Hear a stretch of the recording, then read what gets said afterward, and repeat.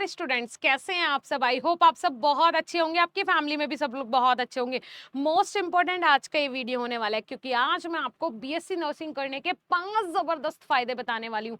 अब ये 5 जबरदस्त फायदे कौन कौन से होने वाले हैं, इफ अगर आप लोग बीएससी नर्सिंग में एडमिशन लेने का सोच रहे हो या फिर आपने एंट्रेंस एग्जाम ऑलरेडी दे दिया है, बस अब आपको तैयारी है आपकी एडमिशन की कि बस एडमिशन हो जाए, कॉलेज कौन सा मिलेगा, अब आपकी ये तैयारी है।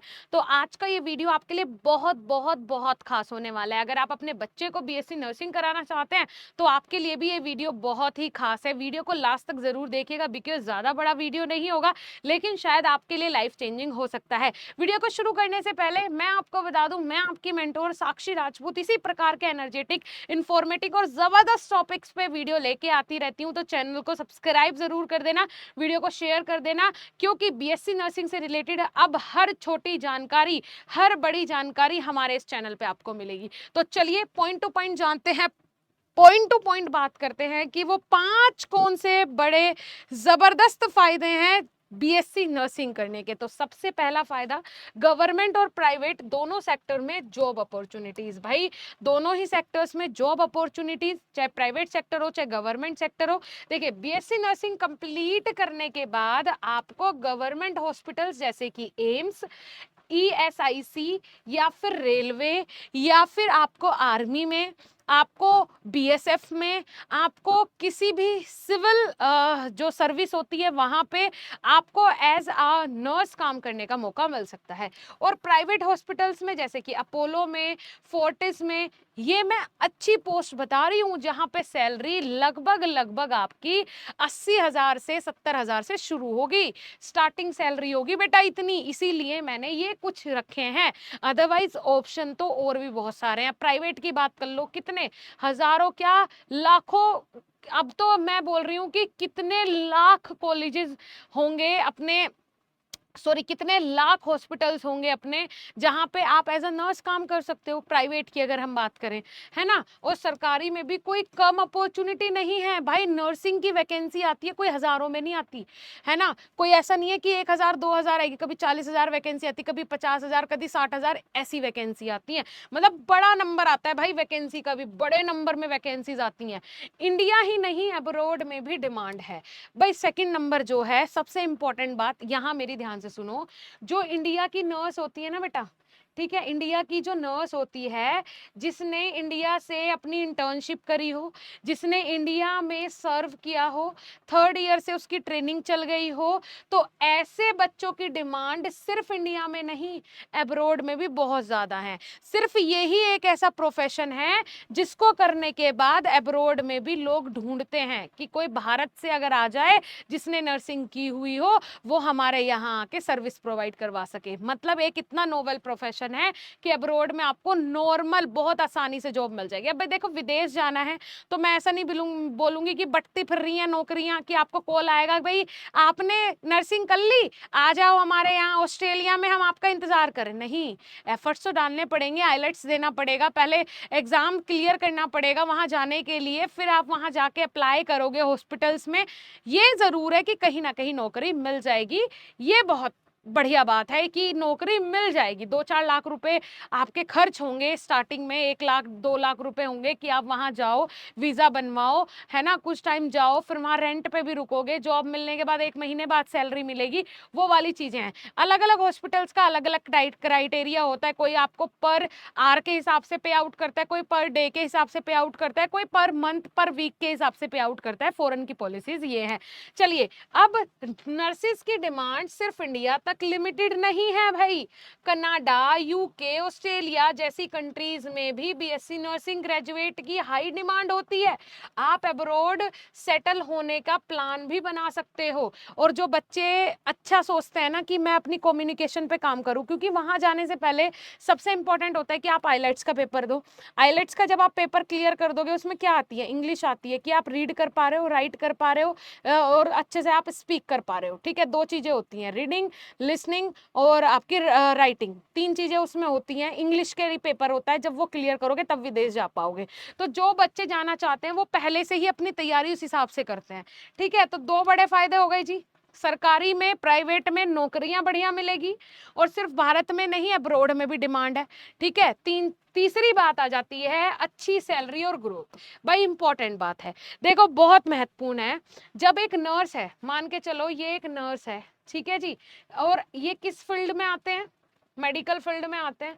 और मेडिकल फील्ड में भी वहां जब कोविड आया था, जब कोरोना वायरस आया, कोविड आया, तो उस समय डॉक्टर्स जो हैं, अगर वो 30% अपनी जिम्मेदारी निभा रहे थे, तो ये नर्सिंग स्टाफ वाले 70% निभा रहे थे।